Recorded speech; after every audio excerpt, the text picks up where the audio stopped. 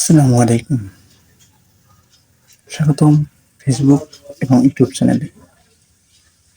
আজকে আমরা আলোচনা করব গুরুত্বপূর্ণ একটি বিষয় নিয়ে। আমাদের আজকে বিষয়ে আলোচনার নাম টেন্স। তো আশা করি সবাই ভিডিওটি ভালো করে দেখবেন এবং যারা ইউটিউব অথবা ফেসবুকে দেখতেছেন অবশ্যই লাইক দেবেন।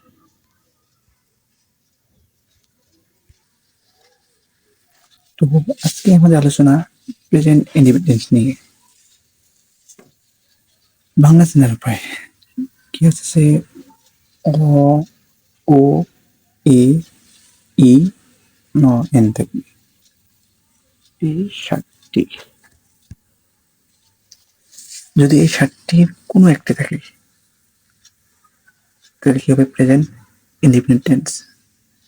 যেমন তুমি ভাত রান্না করো, এখানে কিসে? রান্না করা। কিসে? রান্না করা। করো প্লাস ও, করো প্লাস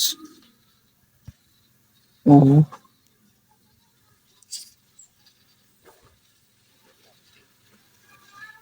এখানে ওটা কি? এই দেখেন চিনার উপায়। তো এরকম করে কি প্রেজেন্ট ইন্ডিপেন্ডেন্ট টেন্স। এটা হলো বাংলা চেনার উপায়। এখন আমরা দেখবো ইংরেজি চেনার উপায়। ইংরেজি চেনার উপায়, ইংরেজি চেনার হলো ভার্বের বেস ফর্ম। ভার্বের বেস ফর্ম বলতে ভি1 অথবা ভার্বের সঙ্গে এস অথবা ইএস থাকবে। দেখেন হি কুক রাইস, এখানে কুক ভার্বের বেস ফর্ম মানে ভি1, আর হেটস কি এস ফর্ম।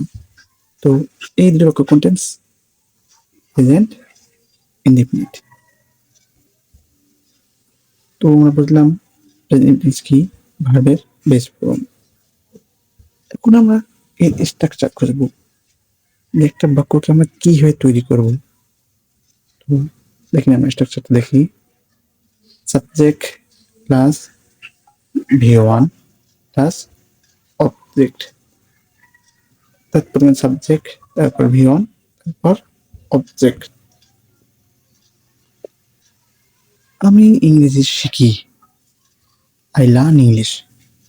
মানে আমি সাবজেক্ট, লার্ন শেখা, শিখি কিসে? শিক্ষার। অবশ্যই দুইটা কন্টেন্টস প্রেজেন্ট ইন্ডিপেন্ডেন্স। তো আই লার্ন ইংলিশ, সে ইংরেজি শিখে কিসে?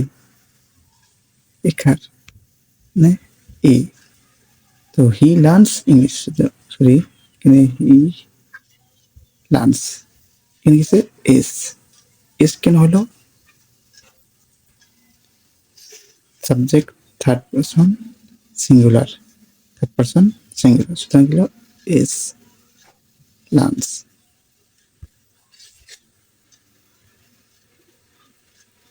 আমরা মোবাইল ইউজ করি, মোবাইল ব্যবহার করি।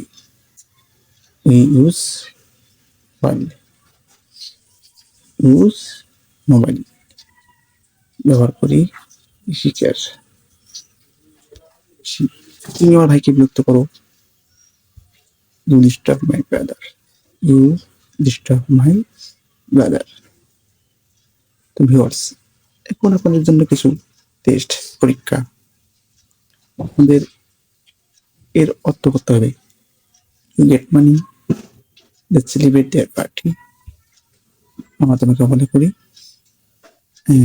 সে তাকে অপমান করে। আপনারা সবাই এই কয়টার এতে প্র্যাকটিস করবেন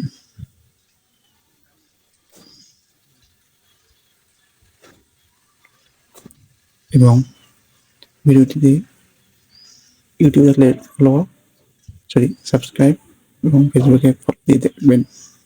ধন্যবাদ। দেখা হবে নতুন